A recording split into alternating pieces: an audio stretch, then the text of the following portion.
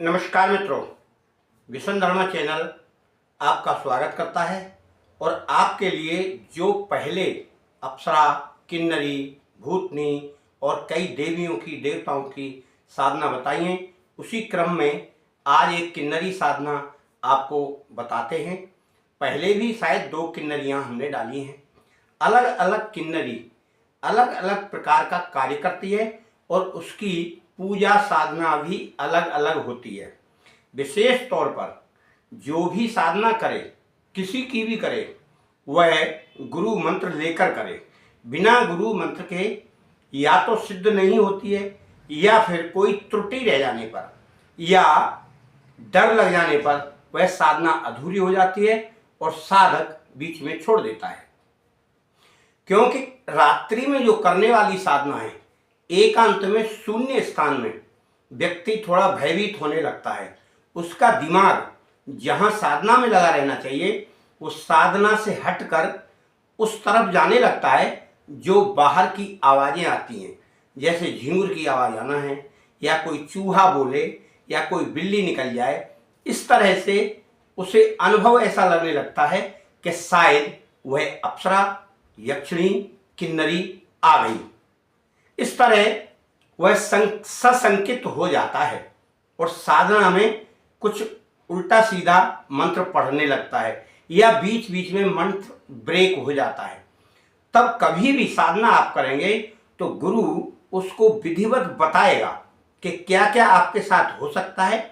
आपको मंत्र बंद नहीं करना है, यथावत जैसे स्थिति में आप मंत्र का जाप कर रहे हैं उसी प्रकार से करें। और फिर उसके लिए जो सामग्री पूजा की हमें चाहिए वह पहले से रखकर बैठे, ताकि बीच में उठना ना पड़े। धूप, दीप, नैवेद्य, पुष्प वगैरह ये सब चाहिए। भोजन अलग अलग प्रकार का होता है। तो आज जो हम सुमुखी किन्नरी बता रहे हैं, तो उसका मंत्र जाप और उसका विधि विधान इस वीडियो में आपको मिलेगा। वीडियो आपको पसंद आती है, लाइक, शेयर, सब्सक्राइब करें और जय माता की या जय गुरुदेव अवश्य लिखें। यह है आपका चैनल है, आपके लिए ही सारी वीडियो डाली जाती हैं। अब आप समझिए कि यदि कोई व्यक्ति थोड़ा बहुत घर से दूर है, यानी साधुई प्रवृत्ति का है, तो वह इस साधना को करे। साधना को करने के लिए पर्वत श्रृंखला चाहिए, यानी पहाड़ी के ऊपर ऊंचा बैठना है। कई साधनाओं में साधक को नीचे बताया गया है, गुफा में रहकर, यानी गड्ढे में रहकर, और कई में बताया गया है ऊपर, और कितनी ही साधनाओं में समतल जमीन पर, जहाँ हम पूजा करते हैं, वहाँ बैठकर बताया गया है।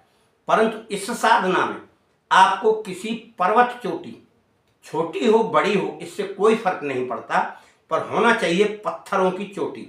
वहाँ आप आसन बिछाएं, जो भी आसन बिछा सकते हैं। नहीं तो सर्वश्रेष्ठ आसन कुश का रहता है।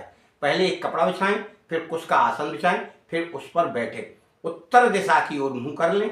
ज़्यादातर उत्तर से शक्तियाँ आती हैं, और कोई एक फोटो सामने रख लें। फिर आपको पूजा करना है। फूल, धूप, दीप, नैवेद्य में आपको यहाँ मांस का भोग लगाना है, यानी आपको मांस लेकर जाना पड़ेगा। मांस समझते हैं? मांस उसे कहते हैं मीट, कच्चा, वह ले जाना है और आपको वहाँ होम यानी अग्नि में उसे हवन करना है। आप उसको थोड़ा सा हवन अग्नि पर डाल के होम करके स्वाहा बोलकर उस किन्नरी को प्रसाद रूप में चढ़ा दीजिए। थोड़ा लेकर जाइए, ज़्यादा की जरूरत नहीं। फिर आप उस मंत्र का, जो हम आगे बताएंगे, उस मंत्र का आपको 1000 या तो रोज करें, या फिर 10,000 का मंत्र आप एक ही दिन में पूरा कर लें। यदि आप एक दिन में करते हैं, 10,000 का मतलब होता है 100 मालाएं, और 1000 का मतलब होता है 11 मालाएं। जब आप 11 मालाएं करेंगे तो आपको वह साधना 11 दिन करना होगी। उसी प्रकार से उसी स्थान पर अगर आप करेंगे तो अंतिम दिन में वह किन्नरी आएगी, मौन रहकर आएगी, और आपके साथ पति पत्नी का सा रिश्ता करेगी।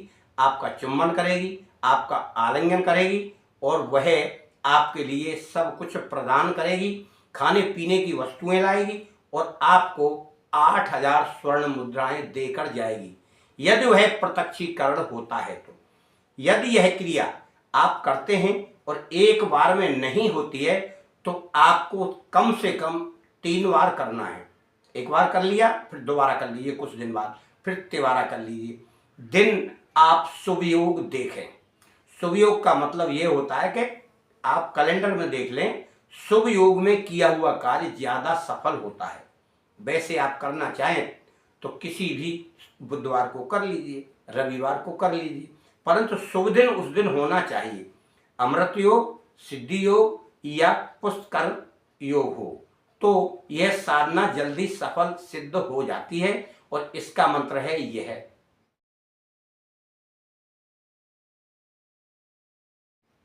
मंत्र में विशेषता यह है कि इसे एक दिन भी जाप कर सकते हैं और अगर आपकी एक दिन की क्षमता नहीं है तो आप रात्रि में 10-11 दिन कर लीजिए। तो 11 दिन आप 11 माला करेंगे तो आपका काम हो जाएगा, यानी ये 10,000 से ऊपर पहुंच जाएगी। रोजाना 1,000 मंत्र ही तो जाप करना है। फिर आप जब उसे पत्नी रूप में रखेंगे तो आपके बहुत सारे कार्य करेगी। आप वचन ले लीजिए, जब मैं 3 बार आपको बोलूं तो आप मेरे सम्मुख आकर मेरा कार्य करें, तो आप हमेशा उसके सानिध्य में रहेंगे और आपके कहे अनुसार वह कार्य करेगी और आपको फिर उस दिन से 1 माला का रोजाना जाप करना होगा। यह हर मंत्र में रहता है, क्योंकि जिससे हमारा वह मंत्र चालित रहे और उसको वह शक्ति जाती रहे, उसे हम याद करते रहें, यानी उसका आवाहन और बुलावा हम करते रहें, तब वह आपके आसपास नजर आएगी और आसपास रहेगी। जब आप बुलाएंगे तब वह आपको दिखाई देगी, आपको ही दिखाई देगी, किसी दूसरे व्यक्ति को नहीं दिखाई देगी। अगर आप चाहते हैं कि देखिए मुझे दिख रही है, आपको दिखेगी, दूसरे व्यक्ति को बताएंगे तो उसे नहीं दिखेगी और आपको बोली भी सुनाई पड़ेगी, दूसरे व्यक्ति को नहीं सुनाई पड़ेगी। खास तौर से सभी सिद्धियों में ऐसा होता है। अब दूसरा व्यक्ति देखकर यह समझता है कि यह झूठ बोलता है, परंतु ऐसा नहीं है, क्योंकि उसके अंतर्मन से और दिव्य दृष्टि से वह देवी देवता, यक्ष यक्षिणी, किन्नर किन्नरनी, नाग नागनी, अप्सराएं, ये सब दिखाई पड़ती हैं उसकी कृपा से। अगर उसकी कृपा नहीं होगी तो आपको एहसास तो होगा पर दिखाई नहीं देगी।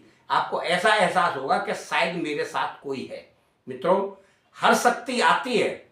जो व्यक्ति ज्यादा साधना करता है उसके पास ज्यादा निकटता रहती है, जो कम करता है उसके पास निकटता कम रहती है और अनुभव भी कम होते हैं। ज्यादा वाले को ज्यादा अनुभव होते हैं, प्रत्यक्ष प्रमाण भी मिल जाते हैं। आप अगर सही तरीके से करेंगे तो आपको भी प्रमाण भी मिलेगा, प्रत्यक्षीकरण भी होगा। अब सभी व्यक्ति ये कहते हैं प्रत्यक्षीकरण नहीं हो पाता है। आप बार बार करिए, एक बार अगर सफलता नहीं मिलती है तो जब कोई व्यक्ति कोई कार्य करता है तो बार बार करता है, उसे सफलता मिल जाती है।